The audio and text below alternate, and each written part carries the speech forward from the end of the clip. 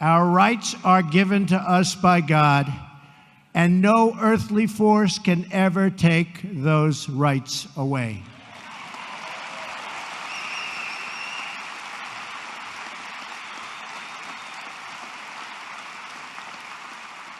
That is why my administration is transferring power out of Washington and returning that power back to where it belongs, to the people. To the people.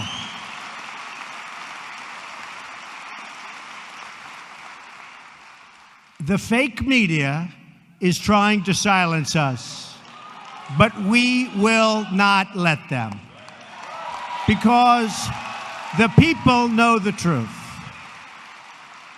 The fake media tried to stop us from going to the White House, but I'm president and they're not.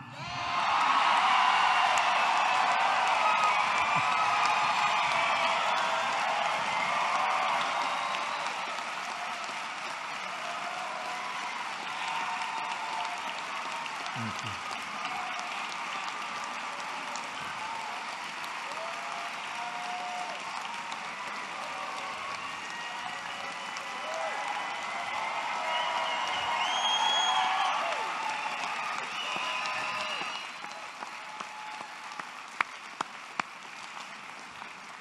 We won and they lost.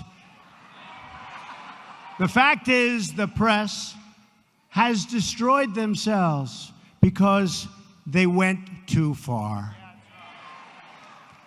Instead of being subtle and smart, they used a hatchet. And the people saw it right from the beginning. The dishonest media will never keep us from accomplishing our objectives on behalf of our great American people. Will never happen. Their agenda is not your agenda. You've been saying it. I will never stop fighting for you. I am delivering on trade, on the economy, on the Supreme Court, on the Second Amendment, on our military, for our veterans, and on our borders, where we are doing record stoppage.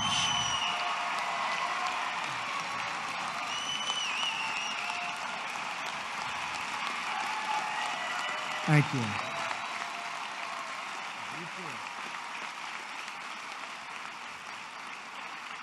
And we are supporting our incredible police and law enforcement.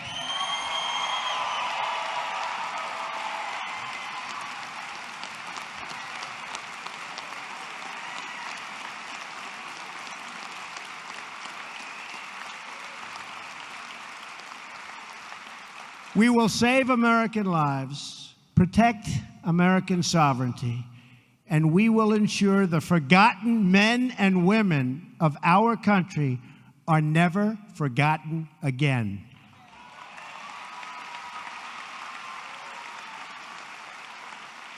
For too long, politicians have tried, oh, have they tried, to centralize authority among the hands of a small few in our nation's capital. I see them all the time. Bureaucrats think they can run over your lives, overrule your values, meddle in your faith, and tell you how to live, what to say, and where to pray.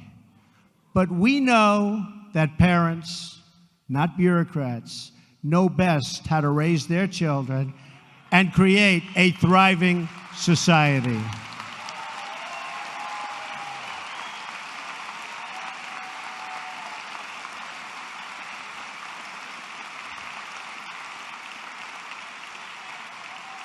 And we know that families and churches, not government officials, know best how to create a strong and loving community.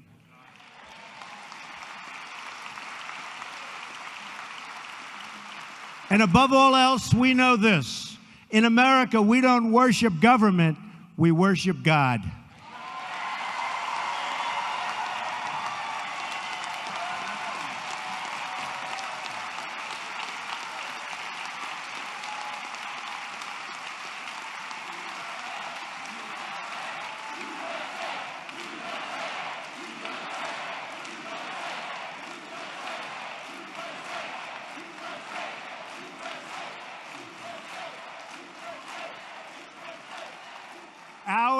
religious liberty is enshrined in the very First Amendment in the Bill of Rights. The American founders invoked our Creator 4 times in the Declaration of Independence. Benjamin Franklin reminded his colleagues at the Constitutional Convention to begin by bowing their heads in prayer. I remind you that we're going to start saying Merry Christmas again.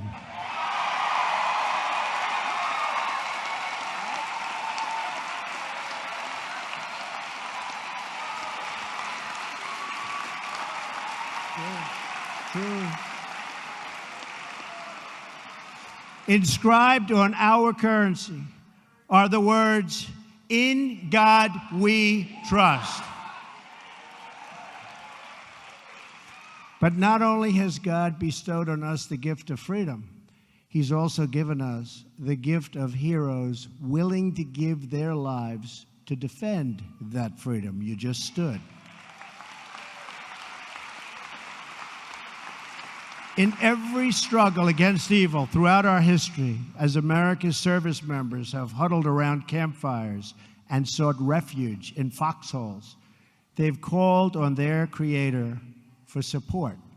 In World War II, when General George Patton, that was a real general. We got some Pattons today, too. I found them. Mad Dog Mattis, right?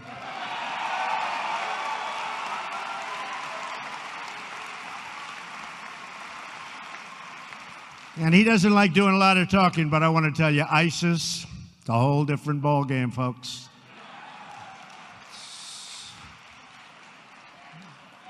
They're going fast.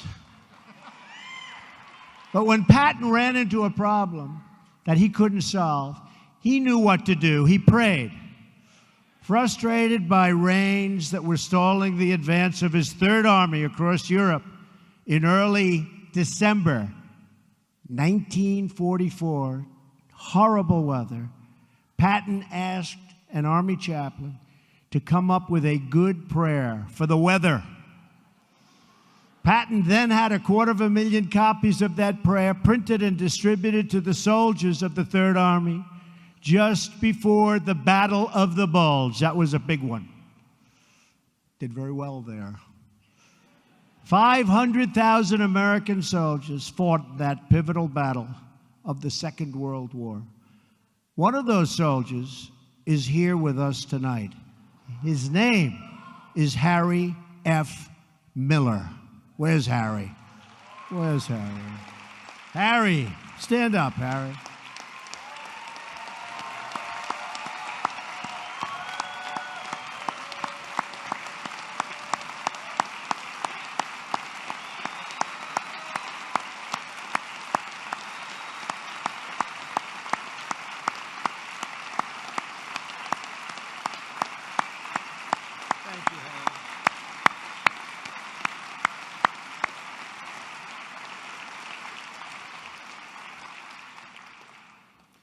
Like many of the heroes of his generation, Harry wasn't exactly straightforward about his age when he enlisted in the Army Reserve. Shame on you, Harry. He was just 15, but he told them he was old enough to join. Then he immediately asked for a transfer to active duty. 6 months after he enlisted, Private Miller was on his way to Europe to fight for our country. Right.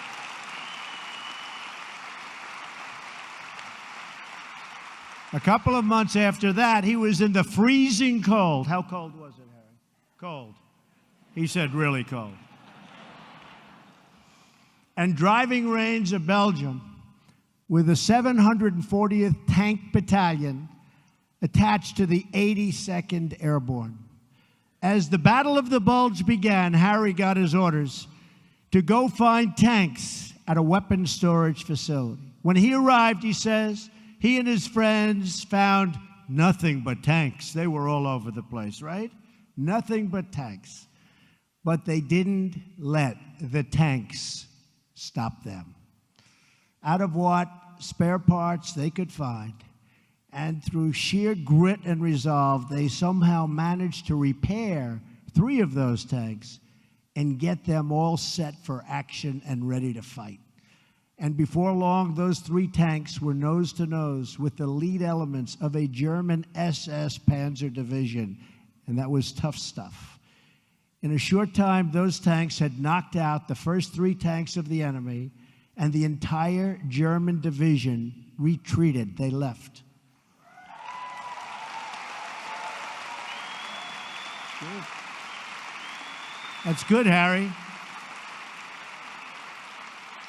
That's good, Harry.